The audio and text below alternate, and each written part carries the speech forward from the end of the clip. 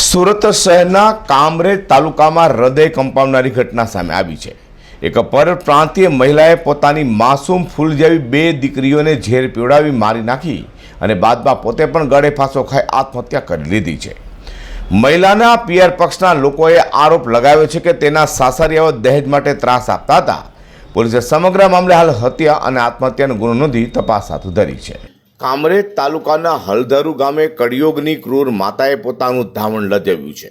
હલધરુના શુભમ રાઉસમાં રહેતી અનન્યા મિશ્રાએ ગઈકાલે પોતાના ઘરે સાંજના સમયે એકલી હતી। તે દરમિયાન પોતાની બે માસૂમ દીકરીઓ, એક 2 વર્ષ 7 માસ અને બીજી 11 માસને કોઈ ઝેરી પ્રવાહી પીવડાવી મોતને ઘાટ ઉતારી દીધી હતી અને ત્યારબાદ પોતે પણ પંખા સાથે લટકી ગળે ફાંસો ખાઈ આત્મહત્યા કરી લીધી હતી।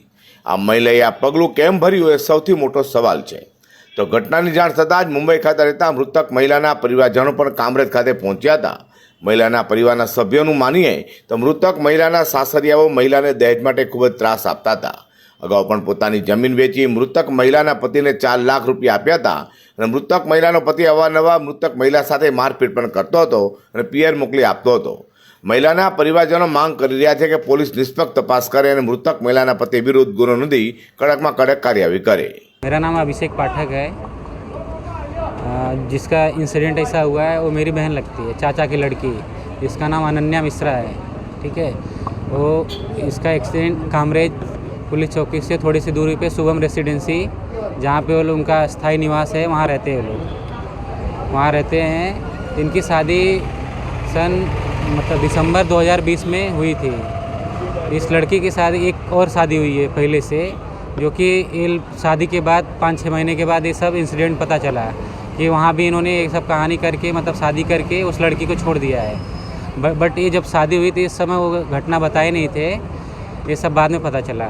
इसके बाद इन्होंने यहाँ पे जब ये 5-6 महीने हुआ तो यहाँ पे टॉर्चर देना चालू किए अनन्या मिश्रा को कि अपने घर से पैसे लेके आओ, हमको पैसे दो, नहीं तो हम लोग टॉर्चर करते। फिर ले जाके घर पे छोड़ देते थे। फिर जाते थे वहाँ पे मतलब मेरे चाचा जी जिसकी लड़की है दिनेश पाठक, उनसे जाके पैसे लेते थे। मतलब बोलते थे कि अब कुछ नहीं होगा, टॉर्चर नहीं करेंगे। फिर जाके वो वहाँ लेके आते थे। फिर जाके 6 महीने बाद फिर ऐसा प्रॉब्लम था, फिर वो घर चली जाती थी। ऐसा 2 साल 3 साल से ऐसा चला इंसिडेंट। फिर धीरे धीरे अभी क्या हुआ कि इनका 2 दिन पहले इनका घर का गृह प्रवेश था, कोई घर वीर लिए हैं तो उनको इन्विटेशन दिए थे आने के लिए। तो इन्विटेशन में आने के एक दिन पहले ये सब इंसिडेंट हो गया। यहाँ से कामरेज पुलिस स्टेशन से फ़ोन आया कि आपके मतलब बेटी का ऐसा ऐसा हो गया। उसके साथ में एक बेटी थी, मतलब एक है जो कि 2 साल की है, जिसका नाम है वैष्णवी, और दूसरे का नाम है विधि, जिसकी एज है 11 महीने। क्या घटना हुई, आपको क्या लगता है क्या क्या होगा आपकी बहन? बहन ने ऐसा कुछ नहीं है कि इन लोग कोई प्रेशर किए या इन्होंने खुद फांसी लगाया है, जहर दे के इन्होंने मारा है। ये खुद कुछ नहीं कर सकती है।